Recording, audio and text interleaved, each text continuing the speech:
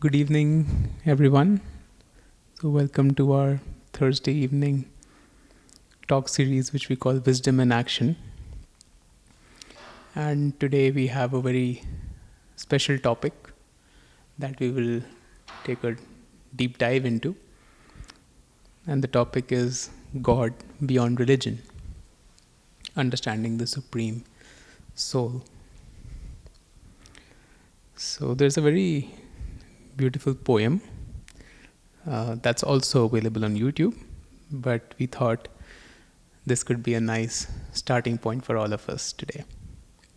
So let me just recite it, and that could give you some insights, and then we could take the discussion further. The poem is by Charan Gill. The Hindu says, to the mandir come, and to the idols you should pray. The Buddhist needs no statues, saying meditation will save the day. The Christian cries, just follow Christ, forget you all the rest. Forget the mandir and the mosque, for the chapel is the best. And the mullah shouts from the minarets high, the mosque will save you when you die. And the rabbi in a synagogue has different ideas of the perfect God. Each and every other man claims intimate knowledge of God's master plan. I don't know who I should believe or which way I should turn, because they tell me all these different things and then say God is one. Some say, shave your head and face, grow long hair if you dare. Some say, never cut the 6 long blessed hair. Some wear white for purity. For others, green is best. Some look east to talk with God, while some fear south or west. Some say, don't drink alcohol, but wine is the devil's device. But some say, come and drink with me, is the sacred blood of Christ. Some say, eat kosher or halal, otherwise you will send. And let the animal bleed to death, but pray for it as you begin. Some say, never eat the flesh of another soul with pride. God takes care of all your needs, and nature will provide. I don't know what to eat or where, or which way I should turn. They tell me all these different things and then say, God is one. I asked some wise religious men, what happens when I die? What happens when my time is up? My children left to cry? I know that they will burn my corpse, but what about my soul? Will it stay down here on earth, or is it a heavenly goal? Where is hell and where is heaven? And where does God reside? Who will judge my long life's sins? My fate, who will decide? The priest says he will read my rights, and all will then be well. God will take me in his care, and I won't burn in hell. And the Judas says, I will be placed in a coffin and a family crypt. I'll then await for Judgment Day, and the Messiah will have his script. The Hindu and the Buddhist claim the children need not cry. Reincarnation is the only way, and I will never die. I just don't know who to believe or which way I should turn. They tell me all these different things and then say God is one. But then God sent an angel, her sari white like snow. She pointed me to my inner self, saying that's where I must go. She knew I wandered all day long, quite often lost in thought. She said I'd soon discover what I am and what I'm not. Forget the human labels designed to make men blind. The Hindu, Buddhist, Muslim, Sikh are brothers intertwined. And when men say that God is one, she said, I find it's true. Once I reach my Madhuban, high up in Mount Abu.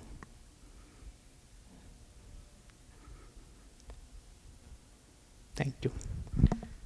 So that's a very lovely poem, I find.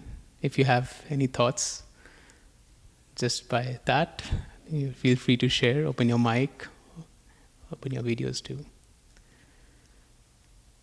And we'll do it in a bit of a different format today. So we have Sister Kanupriya and we have Brother Michael, and we'll do it in a question answer format. So some newness. So hope you take away a lot from this session, from this talk, and whatever little bit we can take away, the idea is that we put it into action and make use of this series. So very warm welcome once again. Chal, for reciting such a beautiful poem, and the recitation itself was very, very inspiring because we could see how you were feeling it when you were saying it, when you were reciting. And it really brings me to my childhood days when I was brought up, of course, in the Hindu, what we call the Hindu religion, and in this one room where where we offered our prayers in the house and things like that, or even the temples that we went to, there were not one, there were several statues that we were praying to, or pictures we were praying to. And I always wondered, why there are so many of them. We call them deities. But then over a period of time, as I grew up, I figured that, a particular deity is for a particular task or job. Like if you needed courage, then you went to a particular one. If you wanted wealth, then you went to another one, and you prayed, as in, right? So it seemed that everybody had very limited or very specific task as such. But then that didn't really satisfy, because what you really want, or at least for me, and I believe for most of us, is this peace and happiness that you want every time. Whether you have money or you don't have money, you want peace and happiness first. And who do we go to then? Right? So which one? Because everybody, all the deities did offer peace and happiness. And then what do we do? So that led to a search to more spiritual organizations. And then when I was introduced to the Brahma Kumaris, and I came across this thought, or this idea that God is point of light, what you see here, right? This point of light. That God is point of light. He's incorporeal. He's invisible. And we are His children, also living conscient beings, points of light. That sort of made a lot of sense to me, because then I could say that, it's not a deity from this religion, or some statue from another religion, or some other concept that nobody else could relate to. But this point of light can be the Father or God, what we say, for everyone, because each one of us is a point of light, and that's who our Father is, the Supreme Soul is. So that was about my understanding from earlier days. Brother Michael, would you like to share what was your understanding of God, and now how it changed? Om Shanti, sister. How are you? What struck me was I was born here, not that far from here, and you were born right? Thousands of miles away. Thousands and thousands of miles away. And but our experience, especially when you're young, you're born into in this case, a religious family. Yes. So you follow, and that's good because at least it gives you some kind of moral compass to go by. I mean, it definitely serves a purpose, but it was funny, thousands of miles away, and we also had specific saints that we called them that you would, for different tasks, Okay. like even if you lost the car keys. Lost Oh, car yeah. keys. Yeah. Or if you lost anything, but usually it's your car keys, that you would pray to this certain saint. His name was Anthony, and even my Did he lose keys too? And found them? and my parents even when not that long ago they were selling their house, older in age, and their belief was if you bury one particular statue upside down in the front yard, you'll sell your house faster. So when you look back, they're so similar, but they're also, it goes a lot deeper. It goes a lot deeper than that. And I think myself, I got to a certain point in my life where I kind of drifted away from the ceremonial type of aspects of the religion, and then I just slowly, it wasn't fulfilling me for what I needed, But I never stopped believing in God, and even though at that time it was my interpretation of God, and more or less, unfortunately, but it's a part of the growing, is I called on God more or less when I needed something, like your own personal 911. You know what I mean? I mean, I probably out of every 10 times that I sat and spoke with God, probably 8 or 9 were things I needed help with. So just a brief background about Brother Michael. So he was a fireman before, so he knows what 911 means. Yeah. Yeah, help. Sure enough. So your personal 911. Yeah, and then I had this idea that I would find it eventually, find what I was looking for. And I'm not really just saying this for the microphone or for tonight's session. When I said I was searching, I literally went around the world searching, I joined the Merchant Marine, and I said, well, I'll just travel all around the world and keep going. And when I find it, I'll know it, and then I'll get off the ship and I'll just stay there. That was the thought process. I was 19, I guess 20, and yeah, I never did find it in that sense. I never said, oh, here it is, I ended up coming back here. Kind of like it was like a failed experiment, and as life progresses. So did you finally find it? And where? Yeah, believe it or not,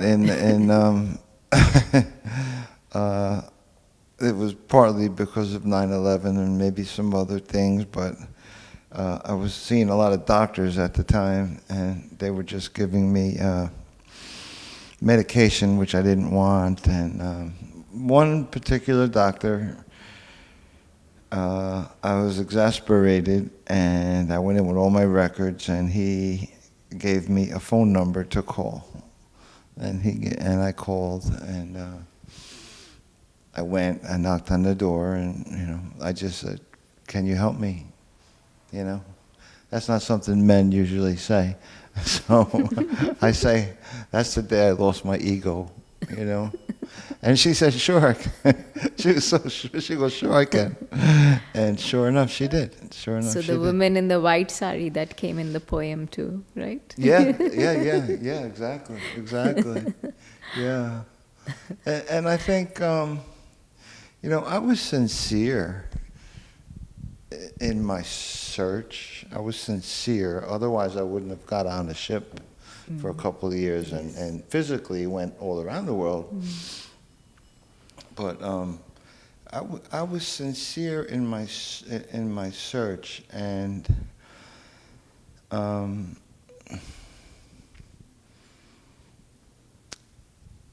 I think there was a guiding force that pushed me to this doctor who I literally hadn't seen in 20 years. And he pointed me in another direction. And a month or two later, Sister Shivani, who's one of our spiritual leaders, and she was making her first visit to New York. It was right at that, all in the conjunction of time. And I emailed the place, and they emailed me back, and they said, sorry, we're sold out. And the next day I got an email saying, we have one ticket, would you like it? You know? And I just love that because the brother who sent it, he didn't know me, because I've never been involved just with this one sister. I wasn't traveling around, or he just took a little time and said, I have a ticket, would you like it? And then when I drove there, that was a summer night, it was like 85 degrees, beautiful, and I seen everybody in white across the street. And there was a real attraction, you know. Something, you know, made me park the car and go inside. And then that's when the journey started of, okay, you know, point of light, or I like to say Father, many titles, ocean, right? Ocean of love, ocean of peace, ocean of knowledge. He's all of those things, you know.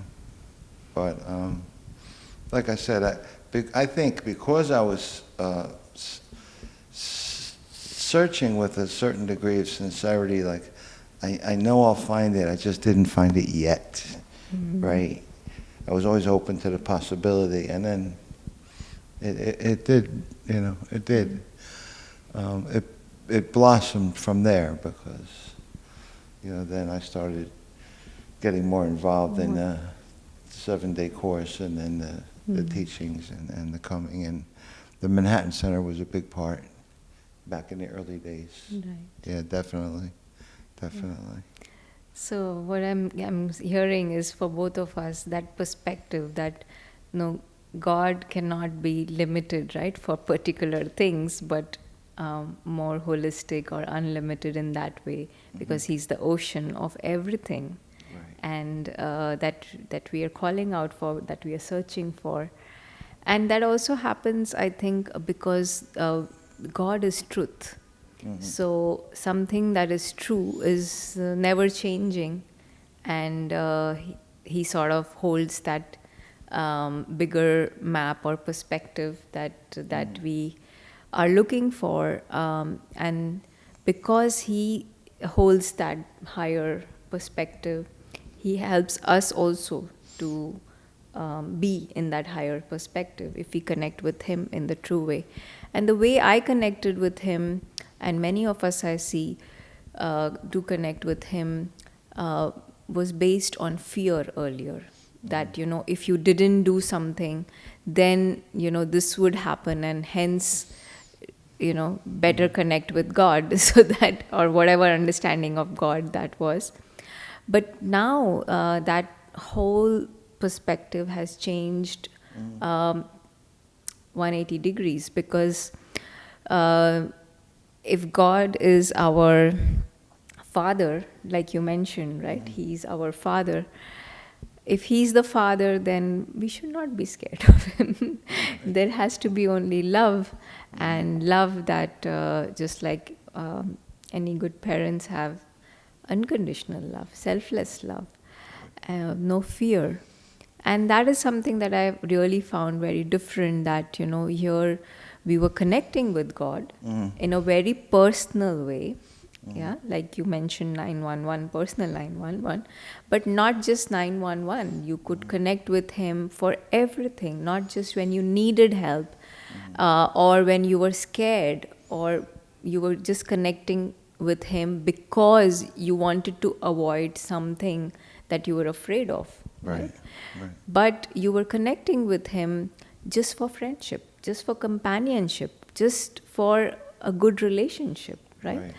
And that sort of changed the whole perspective, that yes, he is a higher being, but then we could have a very personal relationship based on just love, pure love, unconditional love, selfless love, that altruistic. Actually, he doesn't need anything from us, but he's there to give us Right. everything. Right, and right. and they say son shows father, or the child shows the parents. So we can become like him if we connect with him, and that is something that I had never fathomed in my dream as well, that we could become like God, because he was always high up there on the pedestal, and we were like, sort of beggars that give me this, give me that. Right. But then now, with the understanding what Brahma Kumaris gives us about God, we understand that no, we are like him, very much like him, in everything that he has, all the powers that he has. We are exactly like him. We can love like him. We can be peaceful like him. We can hold that clarity. And that is a revelation for me. Even now, it's a discovery still that needs more depth. And but yes, it did help me overcome the fear that that I held while connecting with God earlier. So, what was your journey like after you went to Sister Shivani's program, and did you find God there? Yeah, it was quite, even from the most simple, like, she asked at the very end, very quietly, in front of a few thousand people, to drive home with no radio on. Just drive home tonight, just tonight, in silence. And I am a notoriously bad listener. If you say white, I say black. If you say right, I say left. And the old me, right? The old me. No, I got to drive like an hour across 84. I'll compromise. I'll put soft music on. Not radio, but soft music. Just something like meditation music even, right? The radio never went on the whole ride home. And that might seem like, well, that's like, that's a kind of a cute story. But for me, it had a lot of meaning because I would have always done what Michael wants to do, And to drive home, that was probably maybe, I'm thinking of it now, maybe that was my first experience with silence. Especially growing up here. From my earliest childhood memory, I just remember walking outside and everything was so loud and everybody was yelling and screaming and just the world in general, everything was moving so fast. And then when do you, in this world, especially now with cell phones and computers, when do you get to sit there? And one thing I have this book, it's really fun to look at. It's quotes from Einstein. And Albert Einstein said, when I think of a solution, I could think for think and think and think, nothing. He said, when I sit in silence, I always find the answer, you know? So maybe that night driving home was maybe it was my first experience with true silence. Like, not silence like nothing was actually playing, which it wasn't, but silence where I'm not thinking. I was thinking about the experience I just had. I wasn't thinking about work tomorrow. I wasn't thinking about the mortgage or the kids or the house, you know. I was thinking about what just happened, you know. What were those little jewels that, you know, why do I feel so good right now? Like, all of that happened in silence, you know. And later on, that's, you know, like they say, religion, right? We were talking about religion, and religion is you talking to God, and spirituality is God talking to you, right? And that really hit me because I was like, you know what, and it was hard at first. It's not easy. It's not easy. Especially in this culture, we're not used to sitting quietly. And, you know, the first time, 5 minutes, you know, and then 7 minutes, and then 10 minutes, and then now 30 minutes, like in the morning, you're actually looking forward to it because it's just you and the Father, and there's nothing else happening. And like a lot of people say, I'm sure you've heard it, sister. You know, You mean in the meditation? right. Like I tried meditating, I can't. I can't. It doesn't work. It doesn't work for me. You know. Well, you know, you have you have to practice. I mean, even if it's 1 minute, then okay. Then tomorrow maybe a minute and a half. Then 3 minutes. You know, but don't. The worst thing I think we can do is give up on what we know is right. You know, we know, innately we know. There's something in us. Like there was something in me that pulled me across the street to the first spiritual gathering. And then to be inside and feel like I belong. Like I don't know one person here, but I feel like I belong. You know, and that's just something. If you can experience that, that's a real blessing. That's a real blessing. Yeah. Like part of the family, and you know, you already know as if. And you never met, but I also liked what you were sharing about, you know, you for the first time, you actually listened to, you know, what was being shared or what was being requested of you to do. Right. And many times I find that. You know, we call out or we are searching for God, and even if we get a slightest hint that there may be, you know, God around, sometimes we don't listen to what is being heard, and that takes us further away. And of course, silence helps to connect because we can hear this invisible being. We can catch, you know, what his thoughts are, or what he would like to tell us in that silence. But also it reminds me of a very funny story. Can I share? Sure. So it's a story where a man is actually walking towards a cliff, and he slips and he actually falls down the cliff. And when he falls down the cliff, you know, he's falling down and he's like, oh my God, what did I get myself into? So he somehow gets hold of a branch of a tree when he's falling down. And now he's holding on to that branch and his dear life, right? So he's calling out, you know, for help. Is there someone there to help? No answer. For a few hours he kept calling, nobody came. And that was a very isolated place. And then finally he thought of God. He said, oh, there's nobody, no human being that is coming near. It's been hours and I can't stay on like this, so let me try God now, right? Like God is always the last option, isn't it? Yeah. So God is the last option. He called out, God, please help me. I've been stuck here for so long and I really want to get out of this trouble that I've gotten myself, this situation that I've gotten myself into. And you know what? God came, right?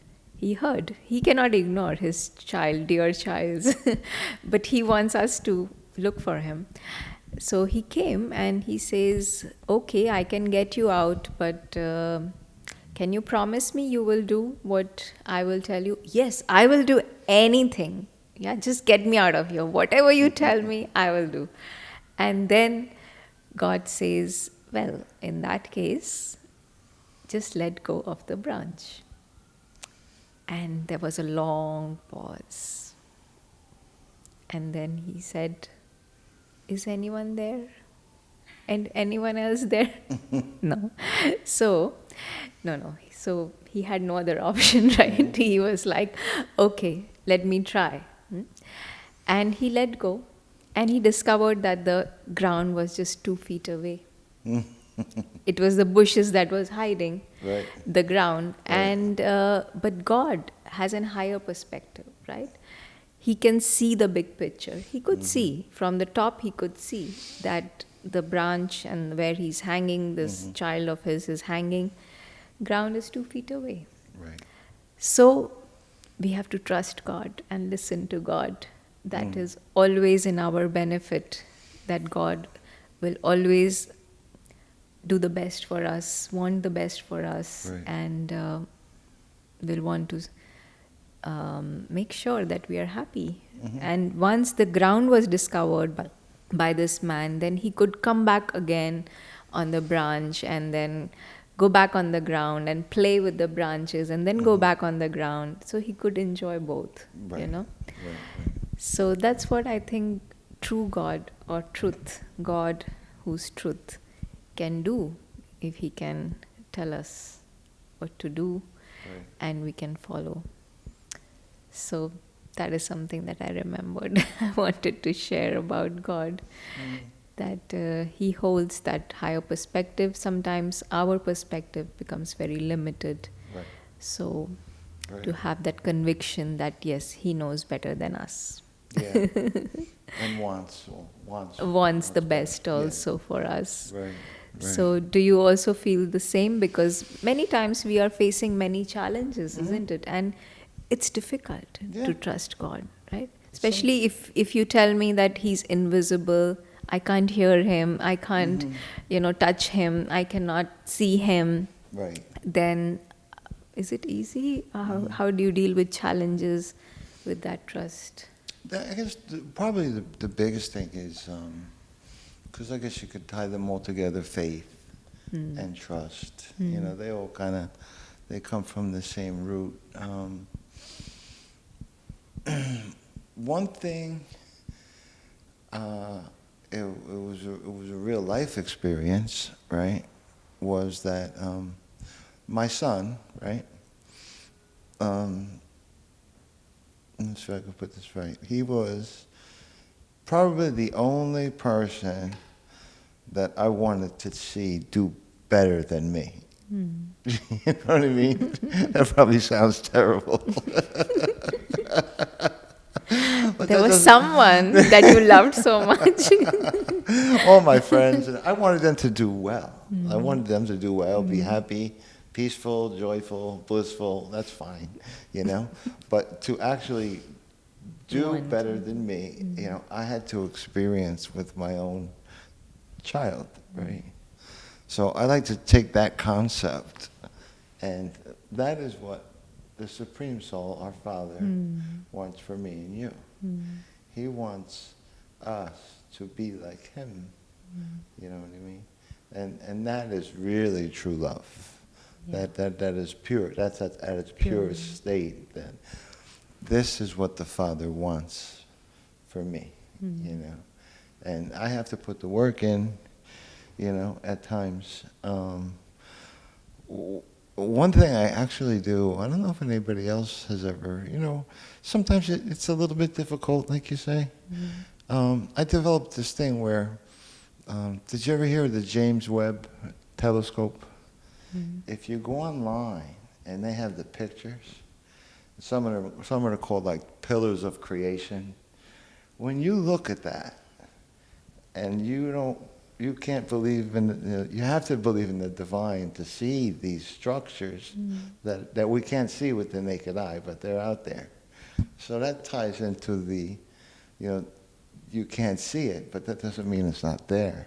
And look how beautiful these structures are. And if you start getting even a little bit more into it, like, everything it looks like chaos, but it's perfectly orderly, So sometimes when my own life looks like chaos, I got this over here, and then I got this over here, and I got this over here, and there's only a couple of days, left, and I just, like you said, you have to take the helicopter view and say, all right, this is necessary. I got to do that. This is necessary. It's just life, right?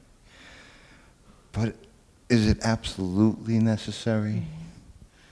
What's absolutely necessary?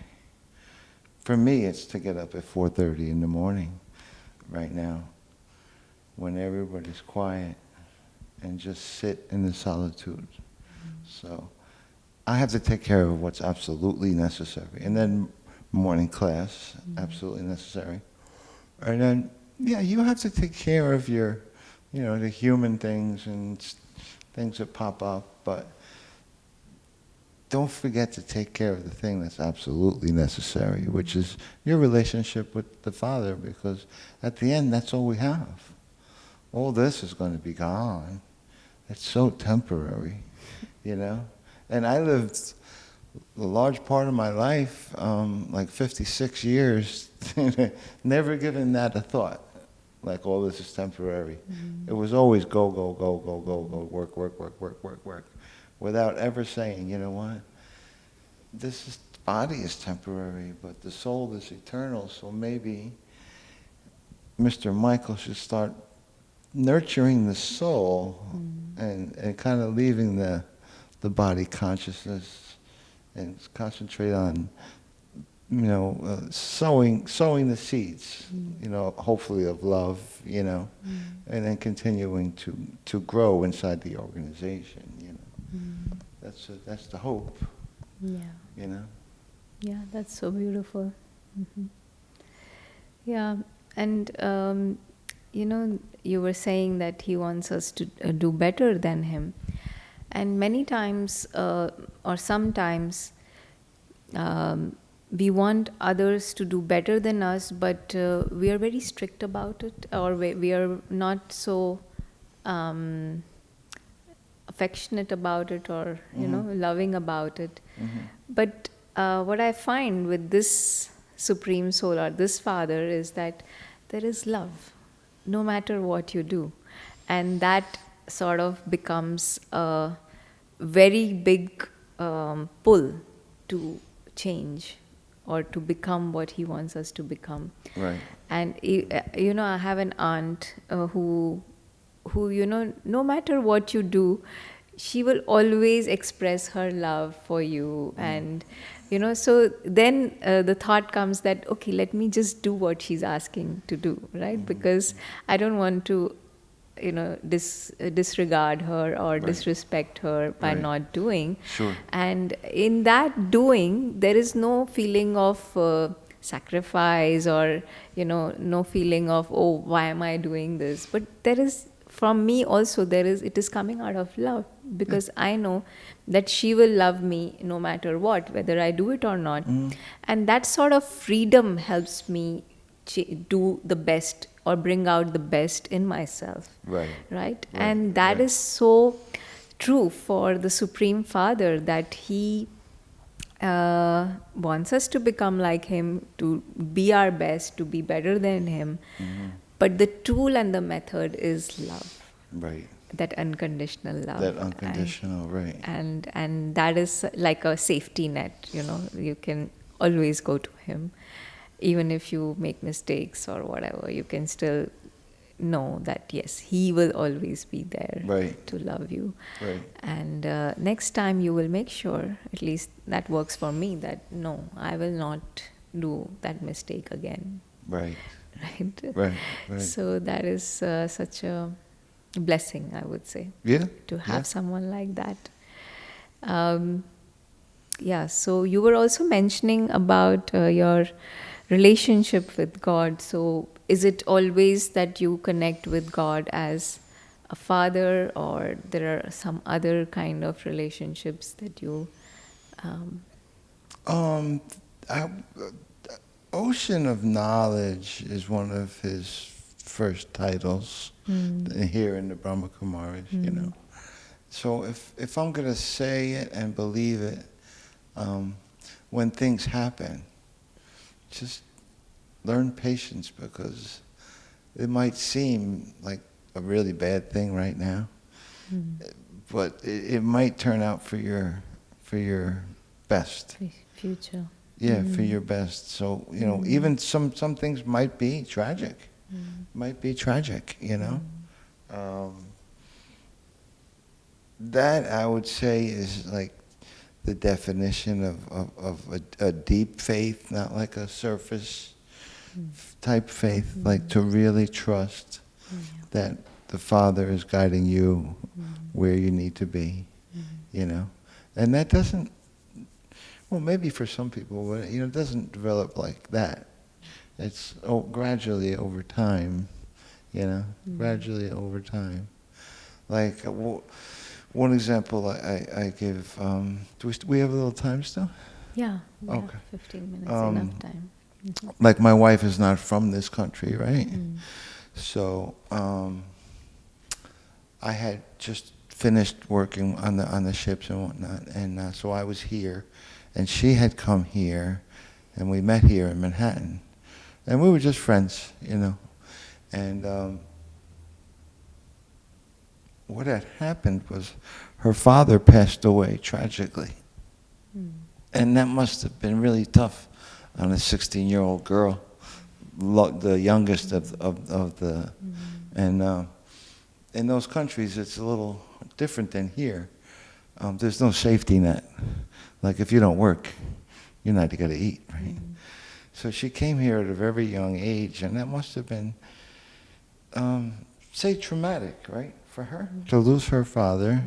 And they were okay in where they were. They weren't like, you know, there was no plan to come here. They didn't need to come here. They were fine.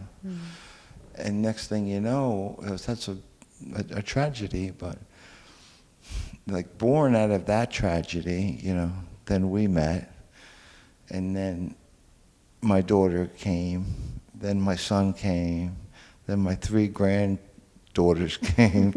So out of that event, which is seemingly so incredibly tragic, like new life was born. So I always think back to that if I'm having a little bit of a struggle or an issue, saying, take a deep breath, you know. What might not seem, you know, a very good or very, very challenging and emotional, you know. At the end of the day, there could be that rainbow waiting, you know. And like, so all of those things had to happen, like a big chain of events. So now, instead of me like trying to figure out every link in the chain, I just give it to the Supreme and just try to do the best I can in the meantime. You know. Yeah, so beautiful. Actually, you're giving an example of the higher perspective that he holds, right? Yeah. And he knows that, yes, everything is for the benefit. If we cling on to the branch, we feel, oh, you know, what will happen to me? This is tragic, this is traumatic. Right. This is not best for me to let Sure. go. But then the one who can see, Right. and you just have to trust him. And such a beautiful example. Thank you for sharing that. Yeah. You know, I didn't really put that together. Like, you know, you don't really sit around and analyze your life. But when I came here, and then I spent time breathing, not thinking anything but the purest of thoughts, and then how, you know, if we can just look at it from another perspective, a higher point of view, and trust in the outcome, you know? I was very outcome oriented. I think maybe that's common for people. Like if it didn't happen the way I wanted it to happen, I became very unhappy. Yes. So basically all my power was given to the outside. Everybody had the power over my emotions. Like if he said something to me, or you know, not even maybe I think he said something to me. It doesn't have to be true. I heard it. I heard it, you know. So when I started to get, and that was mentioned in the poem, right, brother? Yeah. To go inside? Yeah, that's exactly what I was thinking about when you read the poem. Like, when I started, and COVID kind of helped, believe it or not, a little bit, you know? Because everybody was forced to go inside, and some people were absolutely not doing well with that, you know? Yeah. But I tried myself to, like, use that time constructively, you know what I mean? But so I didn't like COVID. It's COVID. I'm like, well, maybe we should be inside for a while, you know, take a little break, you know. So that's nice that you, like you were sharing, he's the ocean of knowledge. So as a teacher, also you connect with him, that he can give you some kind of higher perspective and better, understanding of you know what's happening around, and that's a big boon for all of us, because today's condition many times I see is we trust Google more, right? And we have learned to not trust God in whatever we believe God is, and it's yes, Google brings a lot of good things for us, or any search engine, but then it also has contradictions, right? So if you ask a particular question, you will get at least 1,000 opinions, one saying one thing, another one saying completely opposite, and you don't know what to trust, right? And whereas if God is truth, the supreme being is truth, then that truth never changes, and then you also are able to trust that truth because it never changes. And that is such a, again, you know, a big lesson for me, that it is easy to trust something that is imperishable, not changing, right? And you know that somebody holds that truth all the time, that you don't have to really go to Google, right? There is logic, and there is some sort of reason behind why what is happening, and that reason can be understood if we understand God as He is, who He is, what He does, what time it is right now. And I really feel that this is the time, at this time, we can feel God's presence more, and we have help from Him in order to uplift ourselves to back to our original state, back to where He wants us to be, to that better self of ourselves, and to our highest potential. So that element of truth in God, and that He's constantly there, right? That also helps me a lot to connect with Him. And something that I hold very dearly, that, you know, I was searching for truth actually, and at one point in my life I was saying to myself in a very distressed manner that, you know, God, if you are there, then where are you? And that's where the very next week somehow I got some information about the Brahma Kumaris, and I went to the first center, and it made a lot of sense in the way that the environment of the center was, right? So that silent atmosphere, that loveful atmosphere, although I must say that I didn't understand too much of what they were talking for many years. But it's the experience, right? Yeah, So if right. God is invisible, Right. then he definitely, but he's a living conscient being, right? So he definitely can be experienced. Right. And if we look for him in something physical or something that we can, touch, see, feel, then we sort of somehow block that very subtle energy that he brings about. And with meditation, with Raja Yoga meditation, I learned to untap that, the subtleness of God and how to connect with him in that subtle Right. manner. Right. And that helps to understand and to also feel his love, to feel his presence, Right. to receive guidance from him. So all relationships with God can be experienced is my own experiment that I keep doing, that every relationship Right. can be built, or we can have a very close relationship with God in every way that we would like to connect with another human being. Right. And because he's the highest and he's full, he doesn't need anything from us, right? Right. Most of our relationships are, or even with God, our relationships earlier was very transactional, right? You do this, then I do. I pray Oh, so much, absolutely. then I do. but now true God is very, altruistic, Yeah, because yeah. Right. he's not wanting anything from us, for sure.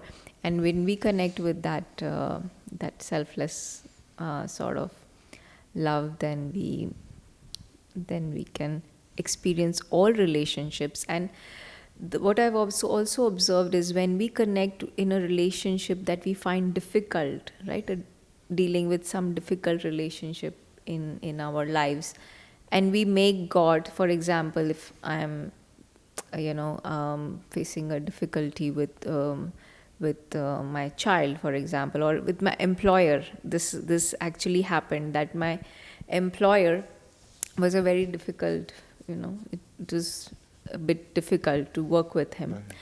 And he would say things that he's not supposed to say. And I never understood why, right? And that would make me very upset. So I made God my boss, right, to overcome that, because I couldn't figure out how to deal with this person. So when I made God my boss, it sort of, he became the ideal boss. God is ideal in Right. his relationships. So then the expectations from this work boss were negligible or nothing, right? Because whatever I wanted from a good boss, I was getting from God. And then the relationship with this work boss also changed, because I stopped getting upset.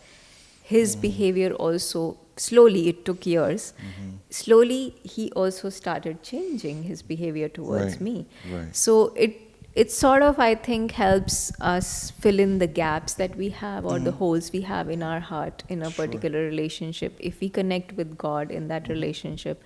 And then when we actually deal with that difficult person, then we go with a clean slate, and Yeah. we are not expecting anything out of them. And that relationship improves. It becomes stronger, better, much And- better, yeah, yeah. much sweeter. So And based on truth. based on truth. Based on truth, Yeah. like you said, So that is something that I have Right. sort of learned from God, how Yeah, to yeah, bring, yeah. how to build relationships in the world, but that comes from really Yeah. connecting with Him. I heard Sister Shivani speaking in very similar topic.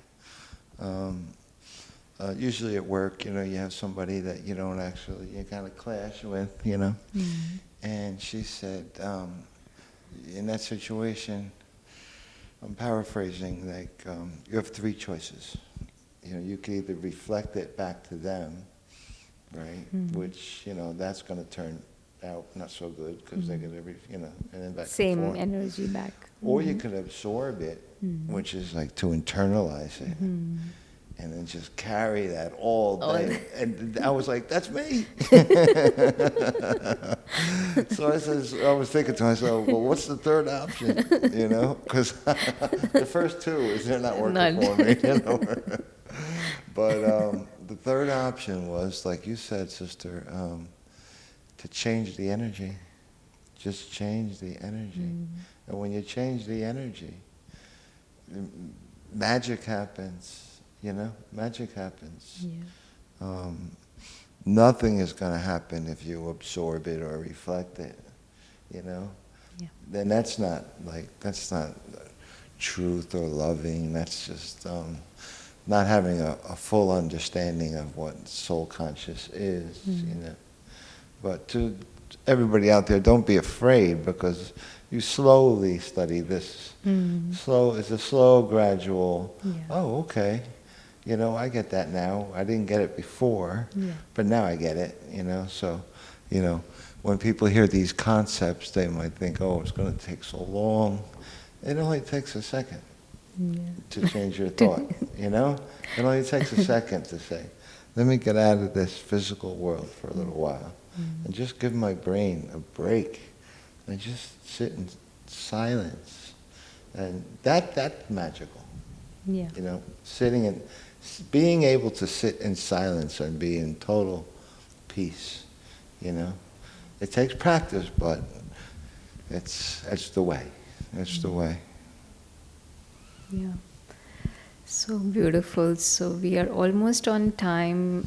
Maybe we can give few minutes if anybody has any questions online. You can type on chat or you can unmute yourself. In the meanwhile, this memorial about how God is light is there in all the religions, and we have a nice picture which we can show. That God is remembered as a point of light in many religions. And somehow we learned to ignore that, right? And came to this understanding that God is some human form or in the nature or whatever, and that God is everywhere. We are like Him, but He is not everywhere, for sure. So this is something that that we can look at. It's a nice image with all the... I'll try. You can correct me if I go off track. Yeah. So I'll start with Judaism. The Lord is my light. Whom shall I fear? Right? That's what in the Psalms it is said. In Islam it says Allah is the light of the heavens and the earth. In the Holy Quran it says this. In Jainism, all men should be in peace with their fellow, should live in peace with their fellow beings. This is the Lord's desire, right? So, meaning to say we all are equal and brothers. And then in Buddhism, the radiance of Buddha shines ceaselessly, right? So again, something to do with light. In the African faiths, God is the sun beaming light everywhere. And then Christianity, I have come into the world as light. In the Holy Bible it says, and in the Native American faiths it says, the light of Wakan, Tanika, is upon my people. Okay. And then in Hinduism, in the effulgent lotus of the heart dwells Brahma, the light of lights. In Taoism, following the light, the sage takes care of all. And Sikhism, God being truth is the one light of all. So, isn't that beautiful? That the universal light is actually referred and remembered in all the religions. it's the common thread. Yeah. Okay.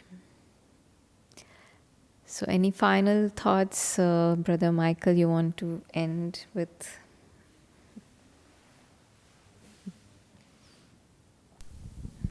Om Shanti. Thank you, Sister Kanapriya. The power of silence is something not to be underestimated. We live in such a busy, busy world. If we can find it in our schedules to just take the time out for yourself. I know, speaking for myself and probably a lot of people I know, we have really good intentions and we try to take care of other people the best we can, and we want to help, and we want to through action, show God's love, with helping. But there's one thing I know I forgot is, in order to help anybody else, like, I have to be good myself, like self-care, And then once I have that self-care part taken, squared away, then I can.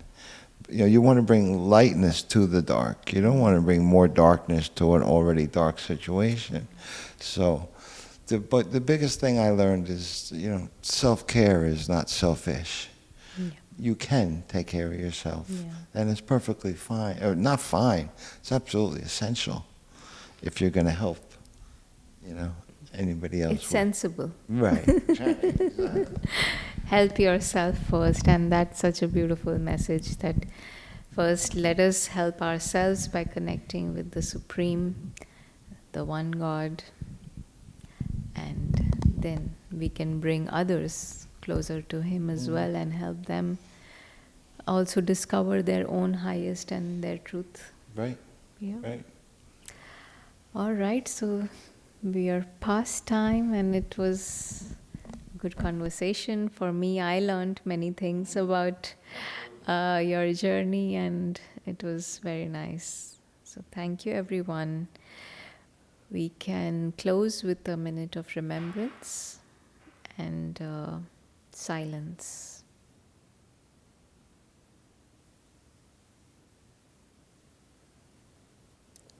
Thank you. Have a very good evening, and we'll see you again soon.